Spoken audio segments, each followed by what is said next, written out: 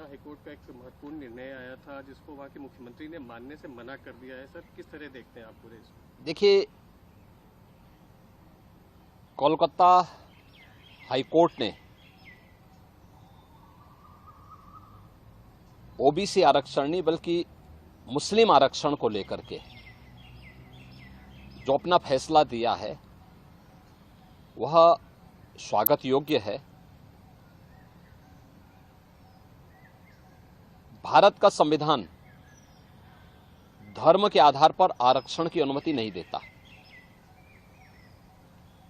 Waste Bengal की मुख्यमंत्री TMC की सरकार ने राजनीतिक तुष्टीकरण की पराकाष्ठा पर चलते हुए सन 2010 में 118 मुस्लिम जातियों को जबरन ओबीसी में घुसेड़ करके उन्हें ये आरक्षण दिया था।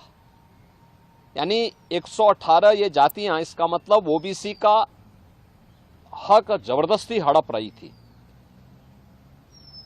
और इसी असंवैधानिक कृत्य पर माननीय उच्च न्यायालय कोलकाता ने टीएमसी गवर्नमेंट के फैसले को पलटा है और एक जोरदार तमाचा मारा है।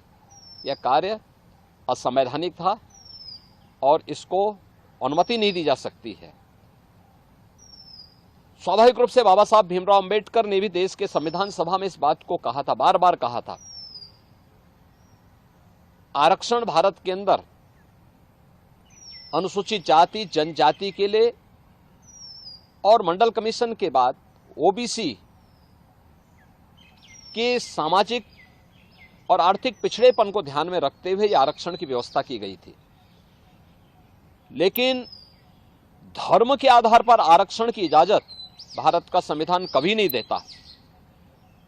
और बाबा साहब भीमराव अंबेडकर ने इसके लिए बार बार देश को वार्न किया था कि धर्म के आधार पर भारत का विभाजन हुआ था। हमें फिर से कोई ऐसी स्थिति नहीं पैदा करनी चाहिए जो उस देश को विभाजन की ओर धकेले। और मुझे लगता है कि यह फैसला एक नजीर बनना चाहिए। यह फैसला जो कर्नाटक के अंदर कांग्रेस की सरकार ने ओबीसी के अधिकार पर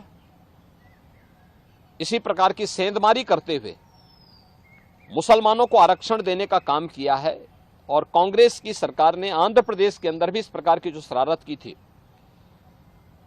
इसका अब जोरदार जवाब दिए जाने की आवश्यकता है।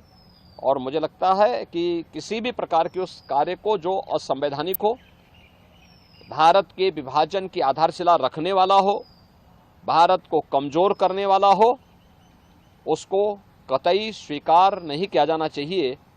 देश की कीमत पर राजनीति की जो नीति चल रही है, खासतौर पर कांग्रेस और इंडी गठबंधन से जुड़े हुए दलों में जो होड़ लगी है, इस होड़ को पूरी तरह खारिज किया जाना चाहिए और इसको बेनकाब किया जाना चाहिए।